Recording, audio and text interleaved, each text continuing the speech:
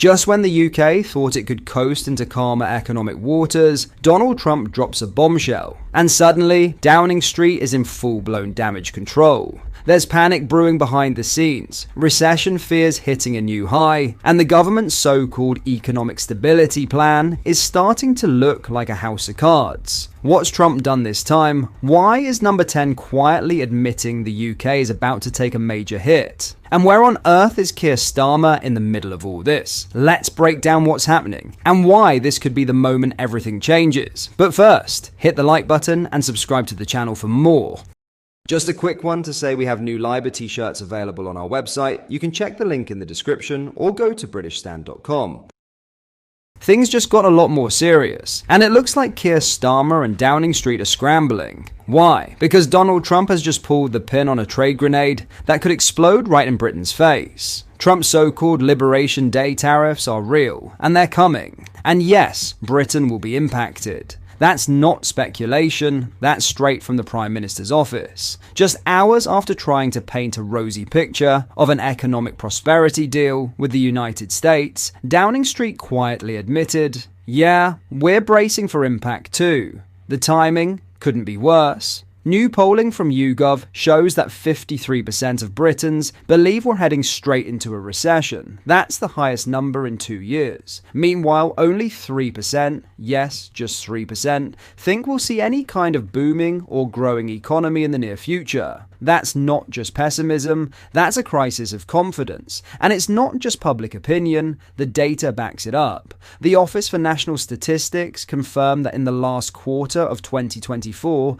the UK economy grew by just 0.1%. The quarter before, no growth at all. We are flatlining. The second half of last year was essentially economic quicksand. No traction, no progress. Now, factor in the latest warning from the Office for Budget Responsibility. Growth for 2025 has been slashed in half, from 2% to just 1%. That's a brutal revision, and one that seriously undermines any optimism about a recovery. And now Trump is throwing tariffs into the mix. These aren't minor adjustments.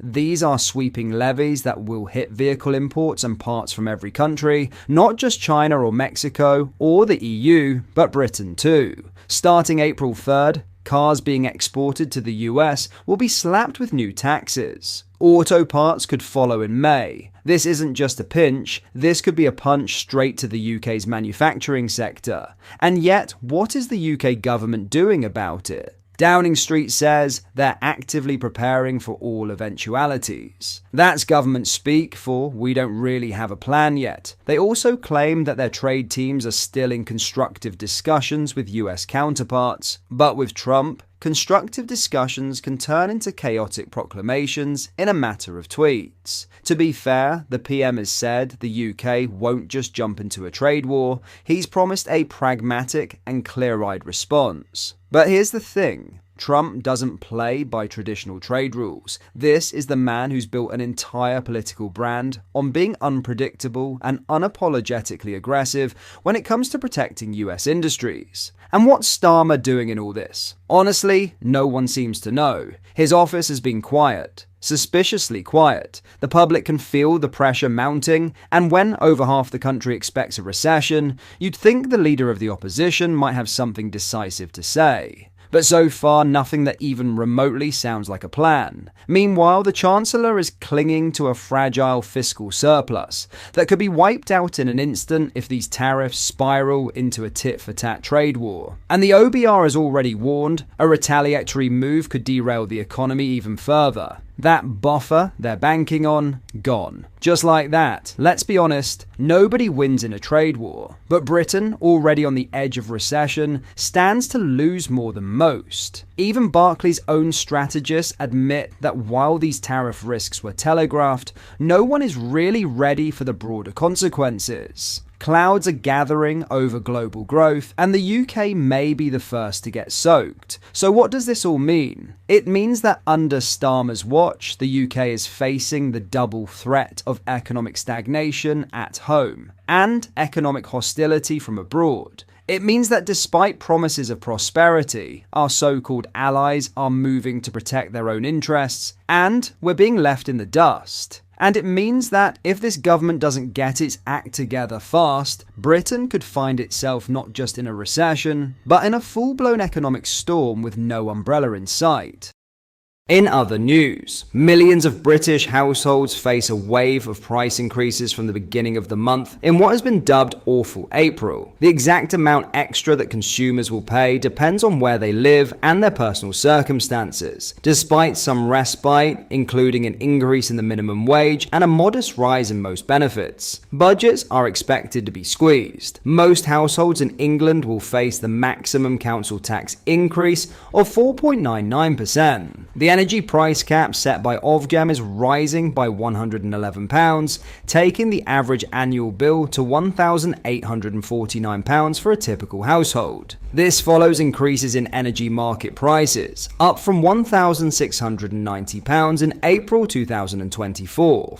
Water bills for households in England and Wales are rising by an average of £10 a month from today. The increase varies significantly depending on the water company. Petrol and diesel car owners will pay £5 more in vehicle tax, taking the standard rate to £195. Electric vehicles will no longer be tax exempt, costing £10 in the first year. The TV license fee will increase by £5 to £174 and 50 pence from today, and first-class stamps will rise by 5 pence to £1 and 70 pence from April 7th. Broadband and mobile customers will also face price hikes, averaging £21 and 99 pence annually. As Awful April begins, have politicians got no chance of ending our cost of living nightmare? Have your say in the comments below. An Afghan migrant who was accused of smuggling thousands of people into Britain cannot be extradited to Belgium due to the prison's mosquitoes. Ziam Khan had been alleged to be one of the people smugglers, transporting migrants from Afghanistan into Europe, including countries like France and its neighbouring nation Belgium. In Belgium, he was handed a jail sentence in absentia before he was arrested in the UK. The 25-year-old's gang would then help thousands of migrants make the perilous journey across the English Channel to British shores. The man is currently battling deportation because the sanitary conditions in the Belgian prison are not up to scratch. Defense lawyer Louise Willock said, "In addition to sanitary facilities, there is vermin, mosquito plagues, regular flooding, and single glazing. Similar conditions exist in Antwerp." Additionally, she explained that 3 prisoners would often share a cell together, leading to cramped space, and that inmates would be forced to use a bucket in place of a toilet. Consequently, the migrant's defense team argued that his extradition would therefore violate the European Convention on Human Rights, ECHR, over inhuman or degrading treatment or punishment. Khan insisted that he was unaware of the Belgian court proceedings against him after he arrived in Britain. He spent 18 months living with his partner after he had first lived with his uncle following a stint in a hotel. He was later arrested when he landed at Stansted Airport on December 6, 2024, after he flew to Iran to visit his mother. Prosecutor Lara Herbert argued that there was no evidence to suggest that the migrant would be sent to an Antwerp jail, despite being wanted by that specific court. Additionally, she declared that there is no knowing how many people would be held in one cell. The facility experienced no overcrowding or ground sleepers during 2023. Not all cells have toilets that meet today's standards, but it does not say they have to use a bucket. There is some flooding and mosquito plagues in the summer, she told the court. The Article 3 breach is inhumane and degrading conditions. These are not ideal, but none meet the threshold, she added. The case continues.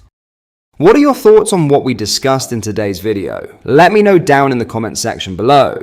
If you've not yet already, make sure you do drop a like on this video and subscribe to the channel for more British content. Thank you, take care, goodbye.